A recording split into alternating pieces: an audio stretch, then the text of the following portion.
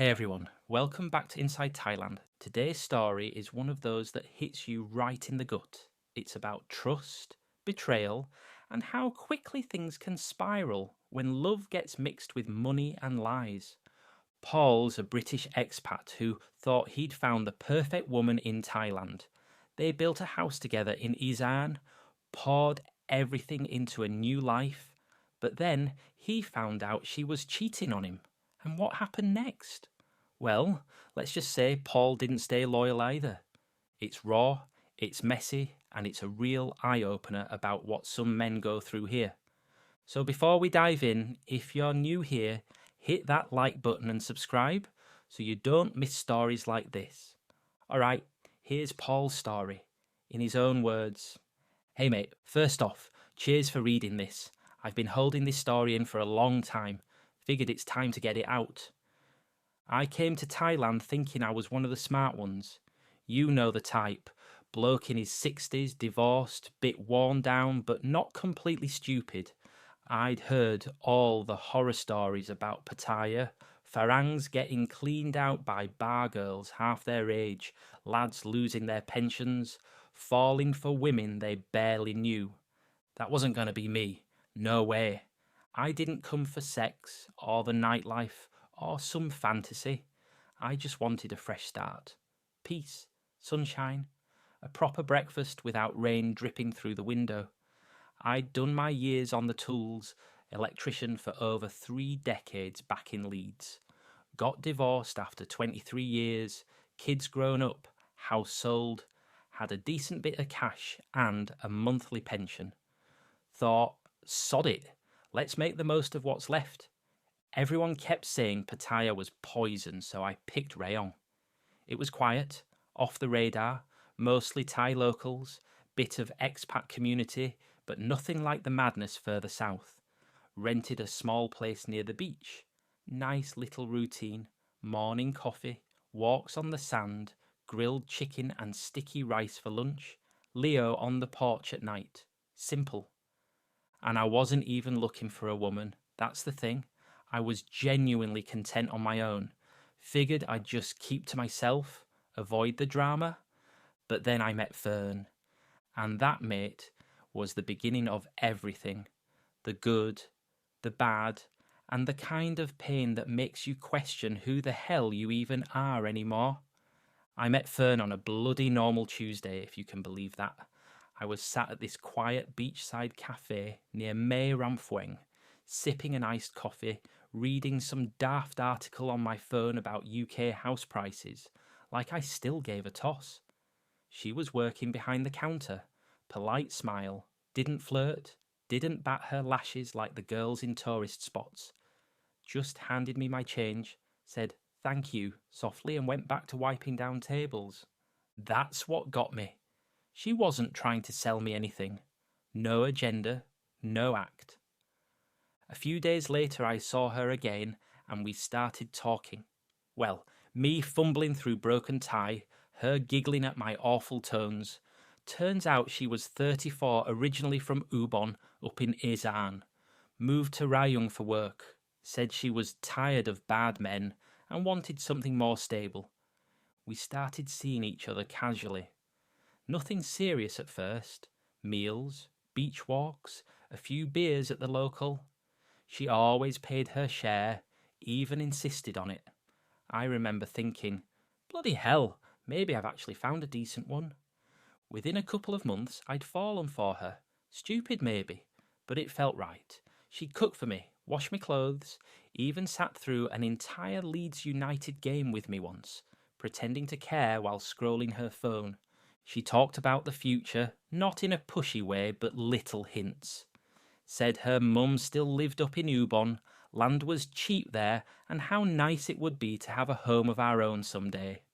A proper Thai-style house, she said, with a garden and a sala out front. I laughed it off at first, but part of me, the tired, lonely part, started to picture it. I genuinely thought I'd dodged the usual Farang trap. She didn't ask for anything. Didn't want money. Didn't pressure me to marry her. It all felt easy, natural. And that's the dangerous part, isn't it? When it feels real, you let your guard down. You start making decisions with your heart, not your head. One night we're sat outside having a drink, and she brings it up again, the house idea. Said her mum had a plot of land in Ubon Ratchathani just sitting there. We don't need much, she said. Just something simple, clean. You and me. I remember looking at her, dark hair tied back, wearing my old Leeds t-shirt, her bare feet propped on the table, and thinking, yeah, this could work. This could be it. I'd always dreamed of having a place to retire. Some quiet corner of the world, mango trees in the yard, maybe a couple of dogs. The idea of building something, not just a house, but a life. It got into me. So I told her, all right then, let's do it. Over the next year, we poured ourselves into it, went up to Ubon to meet her family, poor but kind. Her mum gave us the land. I didn't even flinch at the idea of building on it. We hired local builders, started sketching out layouts and picking tiles. Fern handled the Thai side of things, permits, materials, negotiating with the crew. I mostly smiled and paid. In total, I put in 2.5 million baht. Every time a payment was due, Fern would say, "Up to you, babe." But I could see the pride in her eyes every time a wall went up or tiles got finished. She posted photos on Facebook. New life, new home. All her cousins commenting hearts and sway mak. And I'll admit, it felt good. I'd never built a home from scratch before. It felt permanent. Like I was finally doing something right. Looking back now, I can't believe how wrong I was. After we moved into the new place in Ubon, everything should have felt perfect. But it didn't. At first, it was just little things. Fern got distant, spent more time on her phone, always talking to cousin or checking Shopee. But whenever I walked past, she'd quickly lock the screen or tilt it away. You know that move, the guilty one, where they don't say anything, but their whole body language just screams, "Don't look." I told myself it was nothing. She was just adjusting. New house, new life. Maybe she missed her old friends back in Rayong. Maybe she was bored. I was trying to stay rational. But then she started going out more, visiting friends I'd never met, suddenly needing to go into town on her own a couple of nights a week. She always had a story, someone's birthday, helping her cousin find a job, a hair appointment that lasted 5 hours. One night I asked if she wanted to watch a film together, just something simple. She looked at me like I'd just offered her a bowl of dog food. She said, "I'm tired now. You watch alone." No smile, no kiss. Just turned over in bed and faced the wall. It sounds pathetic now, but I sat there watching Love Actually on my laptop, drinking Leo alone, pretending this was still some kind of romantic life.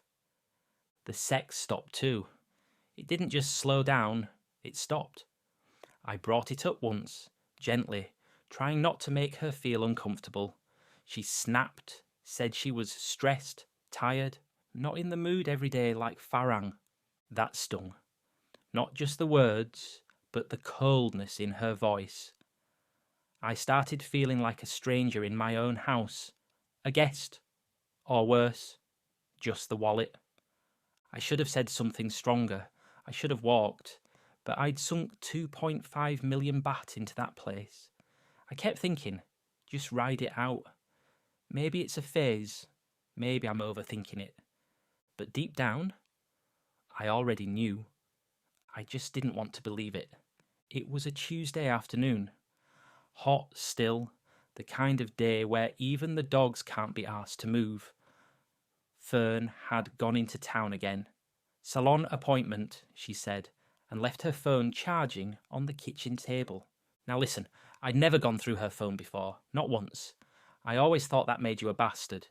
You either trust someone or you don't, right? But this time, something just pulled me to it. A gut feeling. I tapped the screen. No passcode. Right there in the notifications was a message from Tinder. Tinder. My stomach dropped. I opened it, hands shaking, and there it was. Some bloke named Topubon88 messaging her in Thai. My reading's crap, but I caught enough. He was asking when he'd see her again, thanking her for last time, winky faces, love hearts. My mouth went dry. I scrolled up. Turns out she hadn't deleted anything. They'd been talking for weeks. She was meeting him in town, staying over sometimes when she told me she was with her cousin. There were photos, not nudes, but flirty ones. Her pouting, wearing clothes I'd never seen. He was some pudgy Thai bloke with mirrored sunglasses and a gold chain thicker than a garden hose. I sat there staring at the screen for what felt like an hour. And the only thing I could think was, I built a house for this woman. I gave her everything. And this is what I get. I felt sick, heart racing, ears ringing. I punched the table so hard my knuckles bled. When she came home that night, I didn't say a word, just watched her unpack the 7-Eleven bags, humming like nothing had happened. Part of me wanted to scream. The other part just couldn't believe it. I'd spent all my money, moved across the world, tried to build a life, and she'd been shagging some punter from Tinder behind my back. And mate, that was just the start. The next few days were a blur. I didn't confront her. I didn't shout, didn't accuse. I just shut down. Cold shoulder. Quiet contempt. She could feel it. I know she could. But she kept up the act. Sweet little Fern, humming around the house, asking if I wanted rice, playing innocent. Inside, though, I was fuming. Every time she touched me, I wanted to pull away. Every time she smiled, I saw those bloody winky-faced texts from Top-Ubon88. And that's when something snapped in me. I started drinking more, morning, noon, and night. Leo with breakfast, Sangsum with dinner. Anything to take the edge off. I stopped going to the market, stopped cleaning, stopped pretending I gave a toss about the house. Then one afternoon I went to the driving range. Just needed to get out, breathe. Thought maybe whacking a few balls would clear my head. That's where I met May. Young, probably mid-20s. Sweet face, easy smile, tight little golf skirt. She was working as a caddie, carrying bags for the old Korean blokes. But she wasn't shy, came right over to me, giggling, asking if I needed help with my swing. I told her I was rubbish. She laughed and said, "It's okay. I teach you." And I let her. Not just the golf either. I'm not proud of it, but it happened fast. A few beers later, we were back in her little room behind the course, clothes on the floor, her legs wrapped around me. And for the first time in weeks, I felt alive. Not loved, just alive. After I lay there staring at the ceiling, heart thudding, soaked in sweat and guilt. I should have felt worse, but I didn't. I thought, if Fern can do it, so can I. Sick logic, I know. But I was hurting, and it felt like the only power I had left. That night I came home to her, asleep in the bed I paid for, under the roof I built with my retirement fund, and I just stared at her for the longest time. I didn't know who I was anymore, but I knew who she was. It didn't take long before Fern found out. One evening, I left a hotel receipt in my jeans pocket. Stupid mistake, I know. She found it when she did laundry and went ballistic. She stormed into the room, screaming like a banshee, throwing my clothes everywhere, slapping me across the face so hard it stung. "You cheat," she yelled. "You dirty farang. You think I don't know what you're doing?" I wasn't about to take that line down. I shoved back, waving my phone with her Tinder messages on the screen. "Don't act like the innocent one," I spat. "You were playing me long before I met May." The house echoed with shouting, the kind that made neighbours peek out their windows, and the village feels small and suffocating. Her family got involved, and the cold shoulders started the next day. No more smiles, no more invitations. That night Fern packed her bags and left. No goodbye, no explanation. Just gone. And mate. When the door slammed behind her, all I could do was sit on the floor and wonder how the hell I'd ended up here. I remember that night clear as day. I was drunk, maybe the drunkest I've ever been in my life. I stumbled through the empty house, bottle of Leo in one hand, lighter in the other. The walls seemed to close in on me, mocking me with every crack and tile I'd paid for. I stared at the curtains, imagining flames licking up the fabric, smoke filling the rooms, the whole place turning to ash. I thought, if I can't have it, no one should. They'd taken everything from me, my money, my trust, my pride, and I'd built it all for them. For a moment I pictured Fern laughing with that Toppelbon 88, her family living under my roof, while I sat here with nothing. I paced around, muttering to myself, thinking about lighting it all up, burning down the house and every memory tied to it. But I didn't. I dropped the lighter on the floor, sank into a chair, and just broke down. I didn't just lose a woman that night. I lost a part of myself. After Fern left, the house felt empty in a way I hadn't expected. Cold, hollow. I stayed there for weeks, nursing a bottle more than anything else. The walls echoed with silence. No laughter, no whispers, just me and my own thoughts. Her family avoided me. No more warm smiles or polite hellos. It was like I was a ghost, or worse, an unwelcome stain on their land. I realised something brutal. That house, every brick, every tile, wasn't mine. Not really. I'd poured 2.5 million baht of my savings into a place I couldn't call home. The land deed was in her mum's name. If I left, I had nothing to show for it. And that's when the bitterness truly set in. I started questioning everything. Was Fern ever really different? Or was I just the Mark who waited too long to see the truth? I'd tried to build a future, but all I'd done was build a cage for myself. After everything, I left the house, rented a small room in Udon Thani, cheap, quiet, no questions asked. I'm done chasing love here, done fooling myself. Fern wasn't evil, she was practical. She did what she had to do for herself and her family. And when my money ran out, I wasn't part of the plan anymore. I'm not here to blame her, just to tell the truth. If you're thinking about coming to Thailand, thinking you've found the perfect girl, be careful. Watch where your money's going. Remember, in the end, you're the visitor, the outsider. And if the love dries up the moment the cash does, it was never really love at all. So don't build your dreams on borrowed land, because when it all falls apart, you might find you've got nothing left but a house full of memories and a whole lot of regret. Thank you, Paul, for sharing your story.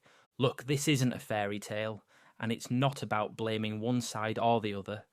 It's about how things can go sideways when money, trust, and emotions get tangled in a foreign land. Paul thought he'd found something real.